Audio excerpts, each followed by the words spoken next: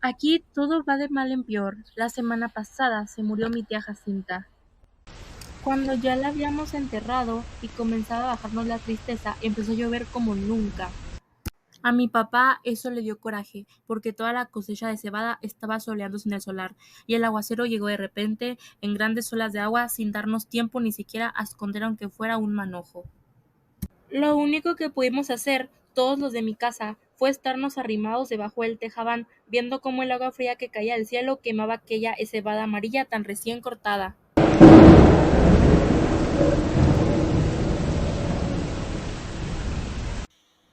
Y apenas ayer, cuando mi hermana Tasha acababa de cumplir 12 años, supimos que la vaca que mi papá le regaló para el día de su santo se la había llevado el río. El río comenzó a crecer hace 3 noches, a eso de la madrugada. Yo estaba muy dormido y, sin embargo, el estruendo que traía el río al arrastrarse me hizo despertar enseguida y pegar el brinco de la cama con mi cobija en la mano, como si hubiera creído que se estaba derrumbando el techo de mi casa. Pero después me volví a dormir porque reconocí el sonido del río y porque ese sonido se fue. Cuando me levanté, la mañana estaba llena de nublazones y parecía que había seguido lloviendo sin parar. Se notaba en que el ruido del río era más fuerte y se oía más cerca. Se olía como se huele una quemazón, el olor a podrido del agua revuelta. A la hora en que me fui a asomar, el río ya había perdido sus orillas, iba subiendo poco a poco por la calle real y estaba metiéndose toda prisa en la casa de esa mujer que le dicen la tambora. El chapaleo del agua se oía al entrar por el corral y al salir en grandes chorros por la puerta. La tambora venía caminando por lo que era ya un pedazo de río, echando a la calle sus gallinas para que se fueran a esconder a algún lugar donde no les llegara la corriente. Y por el otro lado, por donde está el recodo, el río se debía de haber llevado quién sabe desde cuándo el tamarindo que estaba en el solar de mi tía Jacinta, porque ahora ya no se ve ningún tamarindo. Era el único que había en el pueblo y por eso nomás la gente se da cuenta de que la creciente esta que vemos es la más grande de todas las que ha bajado del río en muchos años. Mi hermana y yo volvimos a ir por la tarde a mirar la que era amontonadero de agua que cada vez se hace más espesa y oscura y que pasa ya muy por encima de donde debe estar el puente. Ahí nos estuvimos horas y horas sin cansarnos viendo la cosa aquella. Después nos subimos por la barranca porque queríamos oír bien lo que decía la gente, pues abajo junto al río hay un gran ruidazal y solo se ven las bocas de muchos que se abren y se cierran, y como quieren decir algo, pero no se oye nada. Por eso nos subimos por la barranca, donde también hay gente mirando el río y contando los perjuicios que ha hecho.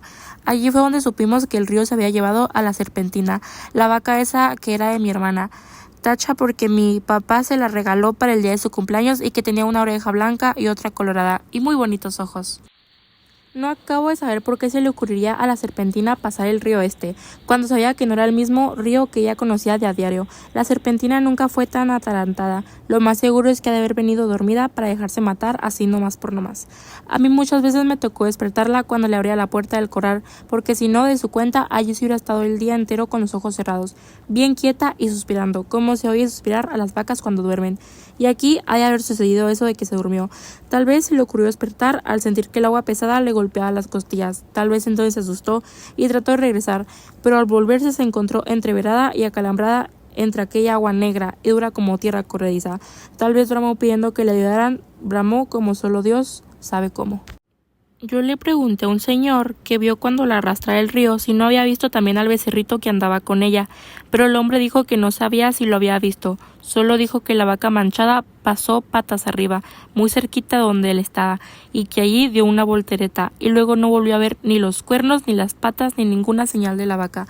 Por el río rodaban muchos troncos de árboles con todo y raíces, y él estaba muy ocupado en sacar leña, de modo que no podía fijarse si eran animales o troncos los que arrastraban.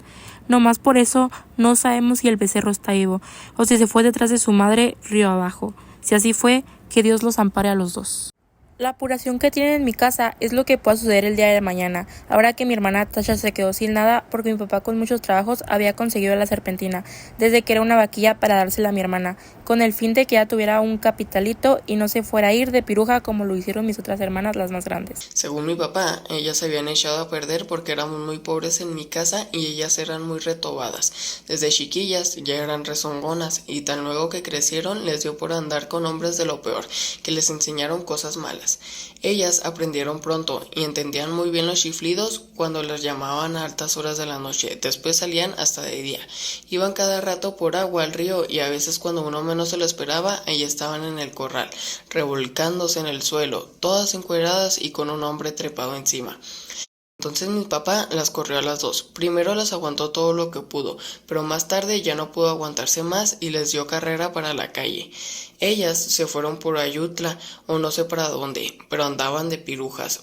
Entra la remortificación a mi papá ahora por la Tasha, que no quiere que vaya a resultar como sus otras dos hermanas al sentirse que se quedó muy pobre viendo la falta de su vaca, viendo que ya no va a tener con quién entretenerse mientras le da por crecer y pueda casarse con un hombre bueno que la pueda querer para siempre. Y eso ahora va a estar difícil. Con la vaca era distinto, pues no hubiera faltado quien se hiciera el ánimo de casarse con ella solo por llevarse también a aquella vaca tan bonita. La única esperanza que nos queda es el único becerro, está todavía vivo. Ojalá no se le haya ocurrido pasar el río detrás de su madre, porque si así fue, mi hermana Tasha está a tantito así de retirado de hacerse piruja. Y mamá no quiere. Mi mamá no sabe por qué Dios la ha castigado tanto al darle una hija de ese modo, cuando en su familia, desde su abuela para acá, nunca habían tenido gente mala. Todos fueron criados en el temor de Dios y eran muy obedientes y no les cometían irreverencias a nadie. Todos. Quién sabe de dónde les vendría a ese par de hijas suyas aquel mal ejemplo. Ella no se acuerda. Le da vueltas a todos sus recuerdos y no ve claro dónde estuvo su mal o el pecado de nacerle una hija tras otra con la misma mala costumbre. No se acuerda, y cada vez que piensa en ellas llora y dice que Dios las ampare a las dos. Pero mi papá aleja aquello y ya no tiene remedio. Las peligrosas es lo que queda aquí. La Tasha, que va como palo de ocote, crece y crece, que ya tiene unos comienzos de senos que prometen ser como los de sus hermanas, puntiagudos y altos, y medio alborotados para llamar la atención. Si dice, le llenará los ojos a cualquiera donde quiera que la vean, y acabará mal. Como que estoy viendo que acabará mal, esa es la mortificación de mi papá.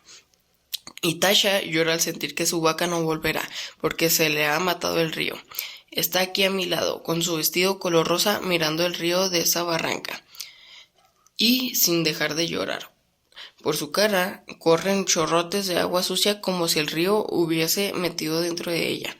Yo la abrazo tratando de consolarla, pero ella no entiende. Llora más con ganas, de su boca sale un ruido semejante al que arrastra por las orillas del río, que la hace temblar y sacudirse todita. Y mientras la creciente sigue subiendo, el sabor a podrido que viene de allá salpica la cara mojada de Tasha y los dos pechitos de ella. Se mueven de arriba para abajo sin parar, como si de repente comenzaran a hincharse para empezar a trabajar por su perdición.